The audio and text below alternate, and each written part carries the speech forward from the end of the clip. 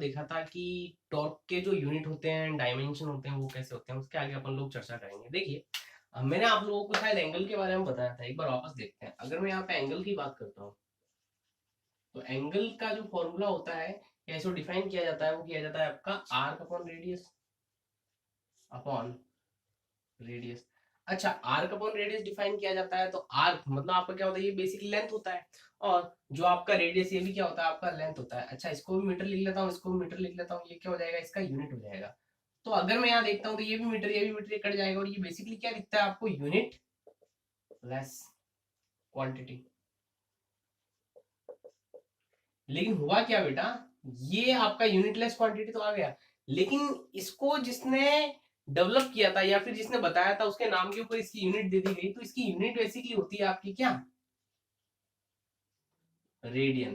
क्या होती है आपकी, रेडियन। अच्छा, ये रेडियन बोला जाता है, लेकिन इसका जो डायमेंशनल फॉर्मूला होगा डी एफ, वो हो जाएगा आपका m0 l0 और t0। मतलब किसी भी चीज के ऊपर अगर पावर जीरो होती है तो वो वैल्यू क्या हो जाती है, 1 हो जाती है। अब देखना, अगर मैं आप लोगों को एंगल के बारे में तो हम लोगों को देख लिया, लेकिन यहाँ पे एंगल वो वाले एंगल भी तो बोल सकते हैं, sine theta, cos theta, tan theta, cot theta, sec theta और कोसेक थीटा। तो बेटा ये जो इतने सारे आपके एंगल्स वगैरह दिख रहे हैं, ये भी क्या होते हैं आपके, यूनिटलेस, सॉरी डायमेंशनल लेस। मतलब m0 l0 t0, और जितने तरीके के भी इसकी जो यूनिट्स होती है, वो सारी क्या होती है आपकी, रेडियन। क्या होती है आपकी, रेडियन। अब देखना, ये चीज तो आप लोगों को समझ में आ गई। अच्छा, अपन लोग इससे थोड़ा आगे बढ़ते हैं। अगर मैं यहाँ पे बात करता हूँ रिफ्रैक्टिव इंडेक्स की, किसकी बात करता हूँ, रिफ्रैक्टिव इंडेक्स आर आई, तो वो आपका बेसिकली क्या होता है। तो अगर मैं ऐसा बोलता हूँ कि speed of a light in a one medium to speed of a light in a second medium, तो इसका जो रेशियो होता है वही क्या कहलाता है, आपका रिफ्रैक्टिव इंडेक्स कहलाता है। इसको जनरली इस तरीके से रिप्रेजेंट किया जाता है, वो आ जाएगा आपका speed of light, speed of light in medium one divided by speed of light in medium to. Speed of light का मतलब क्या होता है, स्पीड से बात कर रहा है, स्पीड की डायमेंशन क्या होती है। तो यहाँ पे अगर मैं ये यूनिट की बात करता हूँ, तो यूनिट की जब बात करेंगे, ये भी आपका ऊपर वाला मीटर पर सेकंड हो जाएगा, और यहाँ पे ये भी क्या हो जाएगा आपका, मीटर पर सेकंड। तो ये सब कट जाएंगे तो आपका कितना आ जाएगा, आपका यूनिटलेस। बट बट इसकी डायमेंशन तो, डायमेंशन फॉर्मूला क्या हो जाएगा आपका, वो भी आपका इसके अकॉर्डिंग आ जाएगा, आपका m0 l0 एंड t0। अच्छा, इसके आगे अगर मैं आप लोगों को नेक्स्ट बताता हूं, तो कुछ है ना इलास्टिसिटी के फॉर्मूला भी आते हैं, अपन लोग पढ़ेंगे इनको। अगर मैं यहाँ पे इलास्टिसिटी के फॉर्मूले की बात करता हूं, तो यहाँ पे जो इलास्टिसिटी के फॉर्मूला आता है, इसके सबसे पहले आता है स्ट्रेन। क्या था बेटा आपका, स्ट्रेन। जब भी मैं स्ट्रेन की बात करता हूं, तो ये होता है आपका change in length upon original length. इसका रेशियो होता है आपका change in length divided by original length. Length, तो देखना, चेंज इन लेंथ, ऊपर वाला भी लेंथ नीचे वाला भी लेंथ, तो आपका जो इसका यूनिट आएगा वो क्या आ जाएगा आपका, ये भी मीटर, ये भी आपका मीटर। बेसिकली ये क्या आ जाएगा आपका, ये आ जाएगा आपका यूनिट लेस। अच्छा, इसी के साथ साथ अगर मैं यहाँ पे आप लोगों को थोड़ा और आगे बढ़ाता हूँ और बोलता हूँ आपका स्ट्रेस, किसकी बात करते हैं अपन लोग, स्ट्रेस। तो जो स्ट्रेस होता है वो रेशियो होता है, वो बेसिकली रेशियो होता है आपका किसका, फोर्स पर यूनिट एरिया। तो आपका जो स्ट्रेस होता है वो क्या होता है आपका, force per unit area. Basically इसकी डेफिनेशन कुछ अलग टाइप की होती है, अभी अपन लोग इनके फॉर्मूला की अपन लोग क्या करेंगे, बात करेंगे। अच्छा, इसके यूनिट की बात करते हैं, यूनिट क्या आ जाएगी, यूनिट बराबर ये आ जाएगा आपका, ऊपर वाला तो फोर्स मतलब न्यूटन, नीचे वाला आपका आ जाएगा मीटर स्क्वायर। अच्छा, न्यूटन को भी अपन लोग एसआई में लिखे तो क्या लिख देंगे अपन लोग, अगर एसआई की बात कर लेता हूं तो वो आ जाएगी आपकी कुछ इस तरीके से, केजी मीटर पर सेकंड स्क्वायर मल्टीप्लाई बाय आपका मीटर का स्क्वायर। एक मीटर से एक मीटर कट जाएगा, और फाइनली क्या आ जाएगा आपका, केजी पर मीटर पर सेकंड का स्क्वायर। अच्छा, इसका डायमेंशनल फॉर्मूला लिखेंगे तो क्या आ जाएगा आपका, डी एफ बराबर आपका m1l-1t-2 कुछ इस तरीके से इसका क्या आ जाएगा, डायमेंशनल फॉर्मूला आ जाएगा। देखिए अगर मैं आप लोगों को ऐसा बोलता हूं कि यार अगर आपका यूनिट है, या फिर ऐसा बोले अपन लोग कि अगर आपका जो फिजिकल क्वांटिटी है अगर उसका डायमेंशनल फॉर्मूला है तो उसका यूनिट होगा ही होगा। मैं क्या बोल रहा हूं, अगर किसी फिजिकल क्वांटिटी का डायमेंशनल फॉर्मूला है तो उसका यूनिट तो होगा ही होगा, यूनिट तो होगा ही होगा। लेकिन अगर किसी फिजिकल क्वांटिटी की यूनिट है तो डायमेंशनल फॉर्मूला हो भी सकता है और नहीं भी हो सकता है। कैसे, ये देखिए अगर मैं यहाँ पे बात करता हूं तो यार इसकी तो यूनिट दे रखी है, क्या दे रखी है, इसकी यूनिट दे रखी है, लेकिन इसका डायमेंशनल फॉर्मूला क्या है, नहीं है। मतलब m0l0t0 बेसिकली क्या है कि अगर डायमेंशनल फॉर्मूला है तो यूनिट तो होगी होगी, अगर आपका यूनिट है तो डायमेंशनल फॉर्मूला हो भी सकता है और नहीं भी हो सकता है। इस चीज को आप लोग नोट कर लेना। अगर यहां से मैं थोड़ा सा और आगे कुछ फॉर्मूलाज के ऊपर चलता हूं तो पहले इतना लिखिए, फिर अपन लोग आगे चलेंगे।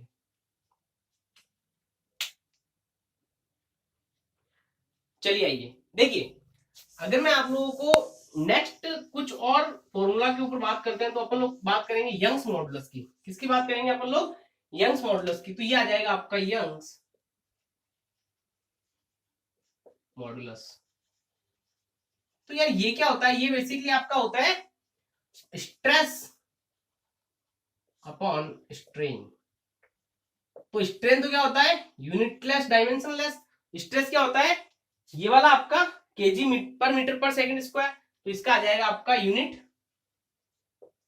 वो आएगा आपका केजी पर मीटर पर सेकंड स्क्वायर। अब देखना इसी तरीके से इसका जो डायमेंशनल फॉर्मूला आएगा वो भी आपका आ जाएगा, वो क्या आ जाएगा आपका m1l-1t-2 कुछ इस तरीके से। अच्छा ये चीज समझ में आ गई। इसके बाद में अपन लोग बात करेंगे फ्रीक्वेंसी की। जो अपना नेक्स्ट फॉर्मूले की बात करेंगे वो हो जाएगा आपका फ्रीक्वेंसी। तो फ्रीक्वेंसी जो होती है ना वो आपका एफ से रिप्रेजेंट की जाती है, वो होता है आपका 1/t। बेसिकली इस तरीके से होता है। अच्छा इसको डिफाइन भी किया जाता है, अपन लोग डिफाइन वहीं पे ही करेंगे जहां पे अपन लोग इसको एक्चुअल में पढ़ेंगे। तो इसका यूनिट क्या जाएगा, 1/सेकंड। इसका डायमेंशनल फॉर्मूला क्या जाएगा आपका m0l0t-1 कुछ इस तरीके से।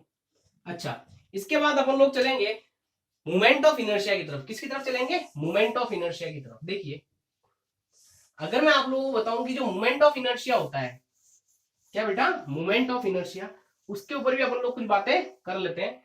बेसिकली ये जो मैं यूनिट्स दिखा रहा हूँ ये जनरली 11th क्लास में यूज में आती है। बेसिकली आप लोग इनको मैक्सिमम इनके अंदर से आप लोगों ने 9th क्लास में पढ़ रखी है, 10th क्लास में पढ़ रखी है। तो देखते हैं, अगर मैं बात करता हूँ मोमेंट ऑफ इनर्शिया, वो होता है आपका m/r²। यहाँ पे ये आपका क्या होता है, मास होता है, और r यहाँ पे क्या होता है, रेडियस।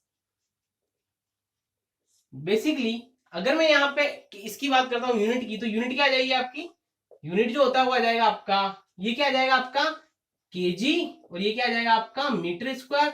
अच्छा इसका डायमेंशनल फॉर्मूला जो होगा वो क्या आ जाएगा आपका, वो हो जाएगा आपका कुछ इस तरीके से ml2t0। मतलब कुछ चीज कोई भी नहीं दे रखा होता है, टाइम नहीं दे रखा, तो इसके टी के ऊपर जीरो लगाऊंगा, इसका मतलब क्या हो जाएगा, 1 हो जाएगा। बेसिकली इसकी यूनिट क्या आ जाएगी, डायमेंशनल फॉर्मूला क्या आ जाएगा, ml2। अभी आ गया इस तरीके से। अच्छा इसको जो रिप्रेजेंट किया जाता है उसको आई से रिप्रेजेंट किया जाता है। अब अगर मैं यहाँ बात करता हूँ एंगुलर वेलोसिटी, किसकी बात करते हैं, एंगुलर वेलोसिटी। तो अपन ना जो नेक्स्ट आएगा वो आ जाएगा एंगुलर वेलोसिटी। तो जो एंगुलर वेलोसिटी होती है ना, वो बेसिकली बताता है कि जो आपका एंगल का चेंज होता है टाइम के रेस्पेक्ट में वो क्या होता है। तो इसको डिफाइन किया जाता है ओमेगा से। इस तरीके से वो हो जाएगा आपका थीटा अपॉन टी, मतलब आपका एंगल पर यूनिट टाइम। बेसिकली ये अगर आप लोगों को समझ में आ जाता है तो इसकी यूनिट की बात करते हैं। किसकी बात करते हैं बेटा, आपके इसकी यूनिट की बात करते हैं। अच्छा थीटा, थीटा की यूनिट क्या होती है, थीटा की अगर मैं बेसिकली यूनिट की बात करता हूँ तो ये तो होती है आपकी रेडियन। क्या होता है आपका, रेडियन। अच्छा इसका रेडियन होता है और इसका क्या हो जाएगा आपका सेकंड। क्या हो जाएगा आपका सेकंड। लेकिन एक बात बताइए, अगर मैं इसका डायमेंशनल फॉर्मूला लिखूंगा तो इसका डायमेंशनल फॉर्मूला क्या आएगा आपका, इसका डायमेंशनल फॉर्मूला आएगा आपका t⁻⁻1। या फिर इसको पूरा लिखेंगे तो कैसे लिख देंगे, m0l0t⁻⁻1। ये कुछ इस तरीके से आ जाएगा।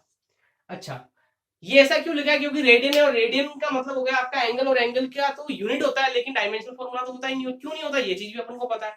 अच्छा इतना करने के बाद अपन लोग थोड़ा सा आगे बढ़ते हैं और अपन लोग चर्चा करते हैं, जैसे बहुत सारी एनर्जी पड़ी और मैं जब भी बात करता हूँ एनर्जी की, तो जब भी एनर्जी वर्ड आता है तो अपन लोग कौन सी यूनिट यूज करते हैं, जूल, या फिर आपका केजी मीटर स्क्वायर पर सेकंड स्क्वायर, ml2t-2।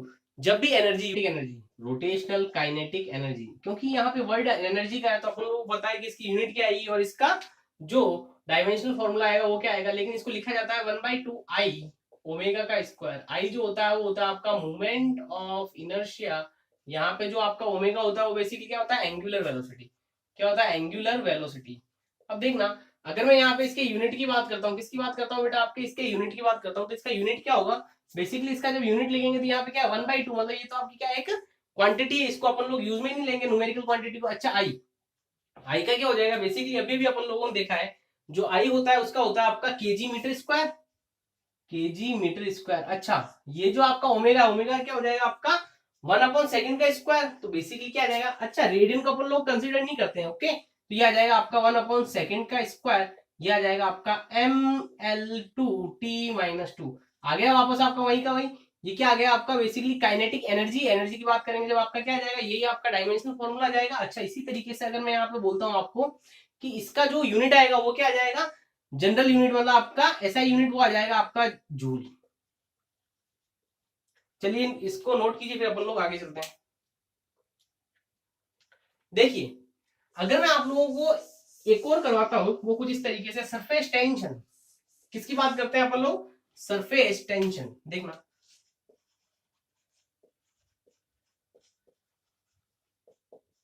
अच्छा अगर मैं सरफेस टेंशन की बात करता हूं, बेसिकली जो सरफेस टेंशन होता है वो होता है आपका फोर्स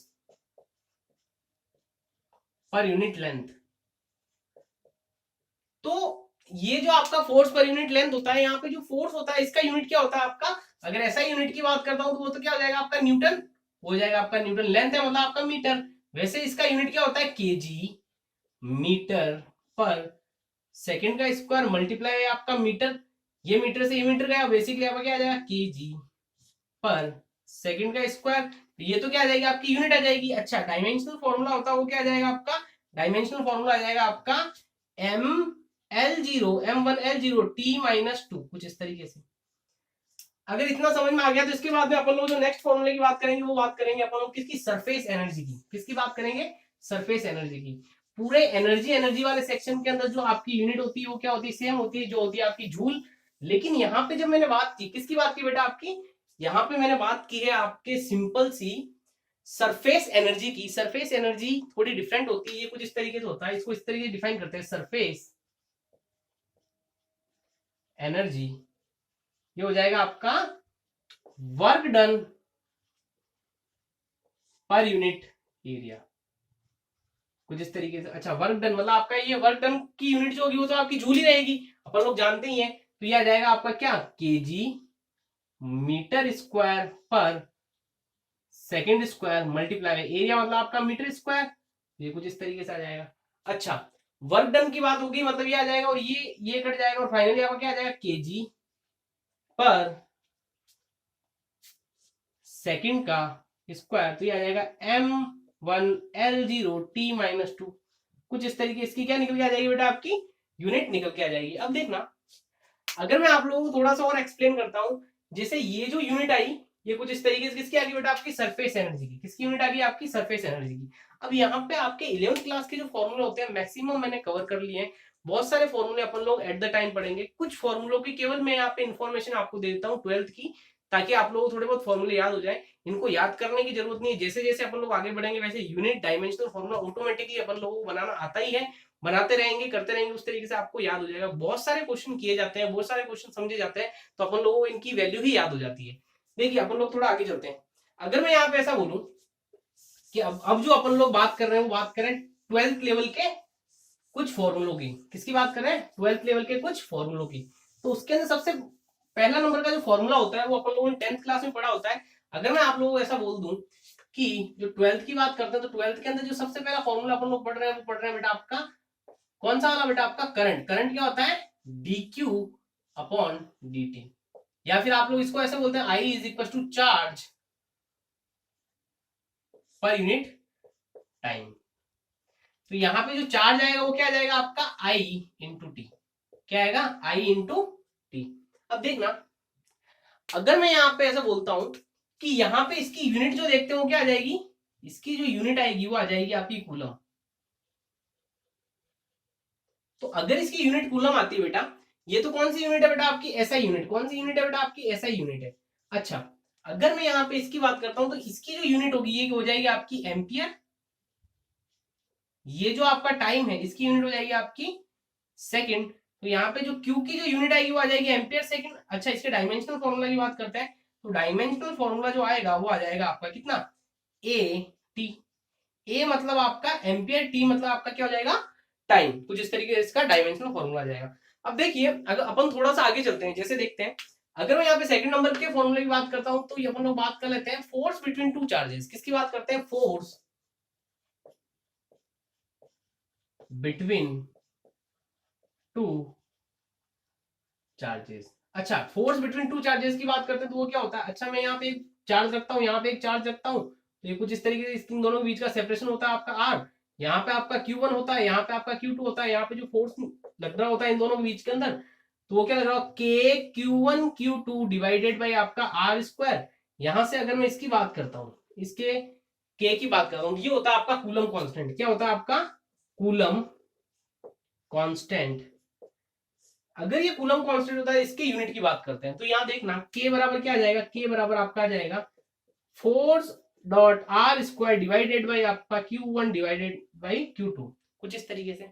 अच्छा, अभी अभी मैंने आपको बताया कि जो इसकी यूनिट होती है, इसकी यूनिट क्या होगी बेटा, इसकी यूनिट हो जाएगी फोर्स। फोर्स मतलब आपका केजी मीटर पर सेकंड स्क्वायर, तो ये आ जाएगा आपका केजी मीटर पर सेकंड स्क्वायर मल्टीप्लाई बाय आपका मीटर का स्क्वायर डिवाइडेड बाय आपका क्यू क्यू मतलब आपका कूलम का स्क्वायर, तो बेसिकली आ जाएगा आपका कूलम का स्क्वायर। अब देखना, अगर ये इतनी चीज आप लोगों को समझ में आ गई है तो मैं यहाँ पे इसकी डायमेंशन लिखने की कोशिश करता हूँ। किसकी बात करता हूँ, डायमेंशनल फॉर्मूले की।